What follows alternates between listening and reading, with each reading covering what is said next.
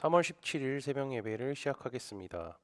사도신경으로 우리의 신앙을 고백하시겠습니다. 나는 전능하신 아버지 하나님 천지의 창조주를 믿습니다. 나는 그의 유일하신 아들 우리 주 예수 그리스도를 믿습니다. 그는 성령으로 잉태되어 동정녀 마리아에게서 나시고 본디우 빌라도에게 고난을 받아 십자가에 못 박혀 죽으시고 장사된 지 사흘 만에 죽은 자 가운데서 다시 살아나셨으며 하늘에 오르시어 전능하신 아버지 하나님 우편에 앉아 계시다가 거기로부터 살아있는 자와 죽은 자를 심판하러 오십니다. 나는 성령을 믿으며 거룩한 공교회와 성도의 교제와 죄를 용서받는 것과 몸의 부활과 영생을 믿습니다. 아멘. 다 함께 찬송가 80장 찬양하시겠습니다.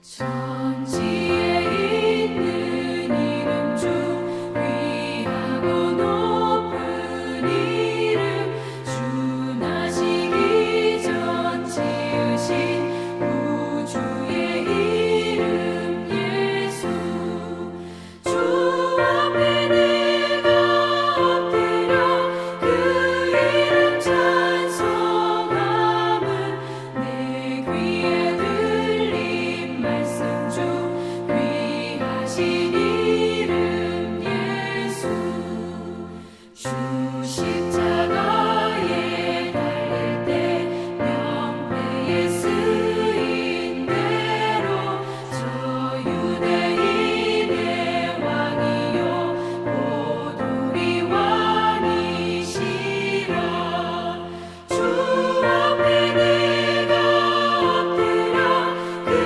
이름 찬송함은 내 귀에 들린 말씀 중 귀하신 이름 예수 지금도 살아계셔서 언제나 하시는 일 나 같은 죄인 부르사 참 소망 주시도다 주 앞에 내가 엎드려 그 이름 찬송함은 내 귀에 들린 말씀 중 귀하신 이름 예수 주 예수께서 영원히 어제나 오늘이나 그 이름으로 우리에게 상복을 내리신다 주 앞에 내가 엎드려 그 이름 찬송함은 내 귀에 들린 말씀 중 귀하신 이름 예수 오늘 우리 공동체의 성경 읽기 본문은 레위기 11장, 12장입니다. 그중 11장 39절에서 47절까지를 읽고 말씀을 나누도록 하겠습니다. 너희가 먹을 만한 짐승이 죽은 때에 그 죽음을 만지는 자는 저녁까지 부정할 것이며 그것을 먹는 자는 그 옷을 빨 것이요 저녁까지 부정할 것이며 그 죽음을 옮기는 자도 그의 옷을 빨 것이요 저녁까지 부정하리라. 땅에 기어다니는 모든 길 짐승은 가증한즉 먹지 못할지니 곧 땅에 기어다니는 모든 기는 것 중에 배로 밀어 다니는 것이나 네 발로 걷는 것이나 여러 발을 가진 것이라 너희가 먹지 말지니 이것들은 가증함이니라. 너희는 기는 바 기어다니는 것 때문에 자기를 가증하게 되게 하지 말며 또한 그것 때문에 스스로 더럽혀 부정하게 되게 하지 말라. 나는 여호와 너희의 하나님이라. 내가 거룩하니 너희도 몸을 구별하여 거룩하게 하고 땅에 기는 길 짐승으로 말미암아 스스로 더럽히지 말라. 나는 너희의 하나님이 되려고 너희를 애굽 땅에서 인도하여 낸 여호와라. 내가 거룩하니 너희도 거룩할지어다. 이는 짐승과 새와 물에서 움직이는 모든 생물과 땅에 기는 모든 길 짐승에 관한 규례니 부정하고 정한 것과 먹을 생물과 먹지 못할 생물을 분별한 것이니라. 아멘. 레위기 11장부터요 15장까지는 레위기의 세 번째 부분이라고 할 수 있으며 이 장들은 정결과 부정이라는 주제가 주를 이루고 있습니다. 정결하다는 것은요 청결하거나 흠이 없는 것을 말하는 것이 아니라 그보다는 허락되는 것과 허락되지 않은 것, 건강한 것과 아픈 것, 안전한 것과 전염되는 것과 같은 것들을 근본적으로 구별하고 있는 것이죠. 이러한 구별들은 다른 곳에서는 법과 행위, 규범이 그랬듯이 한 사회의 토대를 이루는 것입니다. 정결한 짐승과 부정한 짐승의 구별은요, 유대 사람들이 음식에 관한 규정을 만드는 데 기초가 되었죠. 이 규정은 무엇이 깨끗한 음식인지 부정한 음식인지 알려주고 있습니다. 이와 비슷한 내용이 신명기 14장에도 기록되어 있는데요. 오늘 레위기 11장을 읽고요. 시간 되실 때 신명기 14장을 읽어 보신다면 하나님께서 정하신 규정에 대해 조금 더 이해하기 쉬우실 겁니다. 레위기 11장 이거를 내용에 맞춰서 나눠 보면요. 1절에서 8절, 9절에서 12절, 13절에서 23절, 24절에서 31절, 32절에서 47절로 나눌 수가 있는데요. 이걸 좀 간단히 설명하자면요. 1에서 8절은 육지 동물에 관해서, 9에서 12절은 물속 생물에 대해서, 13절에서 23절은요 새와 곤충에 관해서, 24절에서 31절을 보면 이제 기어다니는 생물에 관해, 그리고 32절에서 47절은 정결과 거룩함을 강조하는 내용으로 되어 있습니다. 육지 동물 중에는요 굽이 갈라져 있고 생질만 하는 짐승만 제물로 드릴 수 있고 먹을 수 있습니다. 여기서는요 낙타, 사반, 토끼, 돼지는 금지되는데 낙타, 사반, 토끼는 색임질을 하지만 굽이 갈라져 있기 때문에 안 됩니다. 그리고 돼지를 먹지 말라고 하는 이제 이유가 나오는데 이것은 고대 금동에서 이방신들을 섬기기 위한 재료로 돼지가 많이 사용되었기 때문이죠.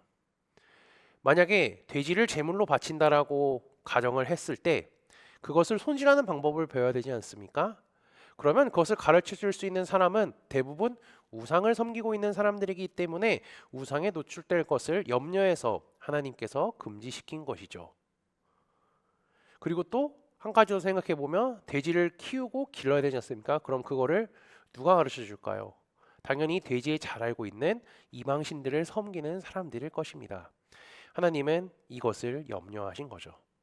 그 다음에 이제 물의 생물에 대한 내용은요. 지느러미와 비늘이 있는 물고기만 먹을 수 있었죠. 물고기에 대해 상세하게 나와 있지 않은 것은요. 그들이 뱃사람이 아니었다는 것을 의미합니다.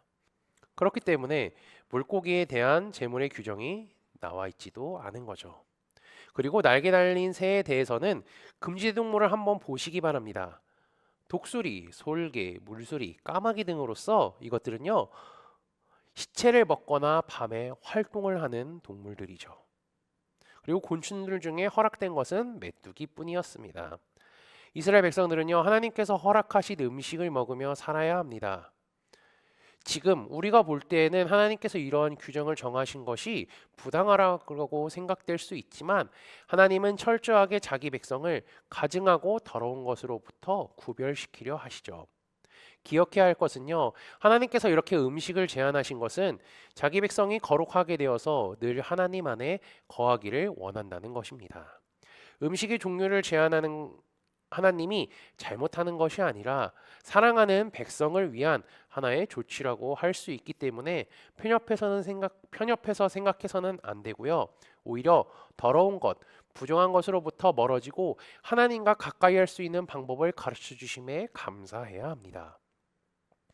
그리고 하나님은 분명하게 이렇게 말씀하시죠. 이런 것은 너희를 부정하게 하나니. 하나님께서는요 살아있는 동물뿐 아니라 죽은 짐승에게 접촉하여서 부정하게 되는 상황도 24절에서 28절에 알려주시죠.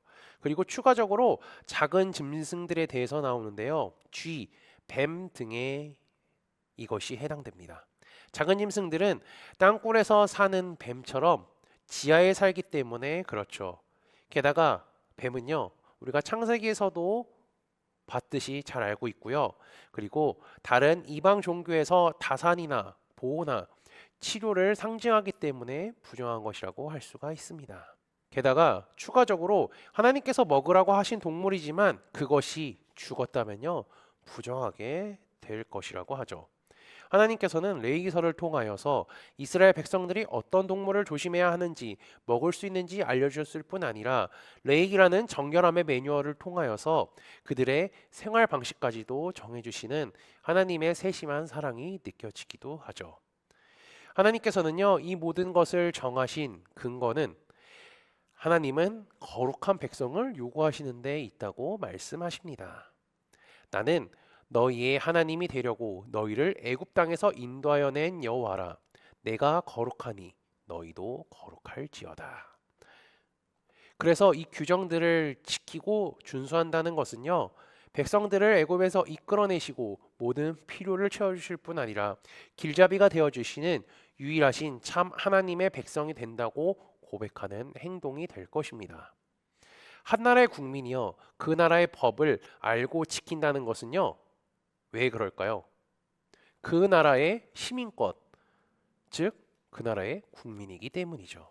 우리가 미국의 법을 잘 알고 지킬 수가 있나요? 아닙니다. 옆 나라에 있는 일본의 법을 잘 알고 지킬 수가 있나요? 아닙니다. 그들의 법이 뭔지도 모릅니다. 하지만 우리는요, 이 세상적으로 대한민국의 국민으로서 나라의 법과 규정을 지키며 살아가고 있습니다. 이스라엘 백성들도 마찬가지죠. 하나님께서 정해주신 규정을 지킨다는 것은 그들이 하나님 나라의 백성이라는 것을 증명하는 겁니다. 이스라엘과 우리가 조금 차이가 있다면요, 이스라엘들은요, 이 규칙과 법을 어겼을 때에는 부정하게 된다는 것입니다. 부정하게 된다는 것은 하나님께서 싫어하시는 일이며 하나님과 멀어지는 것이기 때문이죠. 하나님은 자신이 거룩한 것 같이 백성들도 거룩하기를 원하십니다. 그래야 죄에 빠지지 않고 하나님의 말씀에 온전히 순종하며 살아갈 수 있기 때문이죠. 하나님께서는 이 규정을 통하여서 이스라엘 백성이 정결하게 되는 법을 가르쳐 주셨습니다. 이스라엘은 하나님의 말씀을 기억하여 정결하고 거룩한 삶을 살아야 합니다. 하나님의 자녀인 우리도 마찬가지죠. 하나님께서 이스라엘 백성들을 위하여서 정결하게 하는 법을 가르쳐 주셨던 것을 기억하며 우리도 하나님의 말씀에 순종해 더럽고 추한 세상으로부터 거룩하고 정결한 주님의 자녀로 살아가시기를 주의 이름으로 축복합니다. 다 함께 찬송가 545장 찬양하시겠습니다.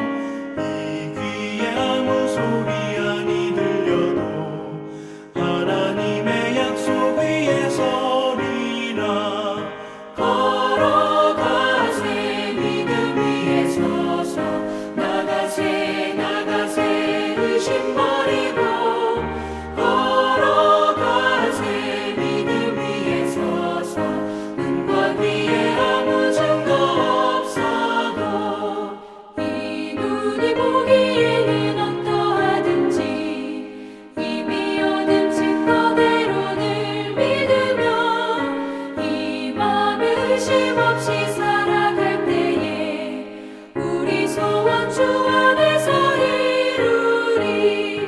걸어가세 믿음 위에 서서 나가세 나가세 의심 버리고 걸어가세 믿음 위에 서서 눈과 귀에 아무 증거 없어도 주님의 거룩함을 두고 맹세한 주 하나님 아버지는 참 이쁘다. 그 귀한 모든 약속 믿는 자에게 능치 못할 무슨 일이 있을까. 걸어가세 믿음 위에 서서 나가세 나가세 의심 버리고 걸어가세 믿음 위에 서서 눈과 귀에 아무 증거 없어도. 다 함께 기도하시겠습니다. 우리를 사랑하시는 하나님 아버지, 날마다 주님께 찬양과 경배를 드릴 수 있게 하심에 감사합니다. 매일매일 주께서 우리에게 베풀어 주신 은혜가 생각나게 하시고 주님께 감사하는 삶을 살도록 인도하여 주옵소서. 아울러 세상 속에서 살아갈 때에 주의 말씀을 의지하여 흔들리지 않는 믿음으로 살아가게 하옵소서. 오늘 말씀을 통해 주께서 정결하게 할 수 있는 방법을 가르쳐 주셔서 이스라엘이 거룩한 백성으로 살아갈 수 있게 해주신 은혜를 보았습니다. 그들에게 거룩한 하나님의 자녀로 살아갈 수 있는 방법을 말씀을 통해 가르쳐 주셨듯이 우리도 예수 그리스도를 통하여 거룩한 자녀가 되게 하셨으니 하나님께서 베풀어 주신 은혜에 감사하며 추악하고 더러운 것들로부터 멀어져 깨끗하고 거룩한 삶을 살도록 인도하여 주옵소서. 지난주 말씀을 기억하며 기도합니다. 하나님께서 당신의 친구에게 미래가 어떻게 될 것인지를 말씀을 통해 알려주셨음을 감사하게 하시고 주께서 가르쳐주신 말씀을 잊지 않게 하시고 그 말씀이 이루어진다는 것을 보여주셨으니 주의 말씀을 꼭 붙잡아 살아가는 코너스톤 믿음의 형제자매들이 되도록 인도하여 주옵소서. 예수 그리스도의 이름으로 기도합니다. 아멘. 이 시간 합심으로 기도할 제목들을 나눕니다. 먼저 성부, 성자, 성령 삼위 하나님을 묵상하며 경배하는 삶을 살도록 기도하시고 회개와 경건한 삶을 살도록 기도하시기 바랍니다. 교회를 이끌어 가시는 사랑하는 담임 목사님과 사역자들을 위해 기도해 주시기 바라며 매주 화요일에 진행되는 성경 공부와 목요일에 진행되는 목회자 세미나를 위해 속으로 번들을 위해 환호의 건강과 회복을 위해 각자 가지고 계신 기도의 제목들을 놓고 기도하시기를 바라며 오늘도 주 안에서 승리하십시오.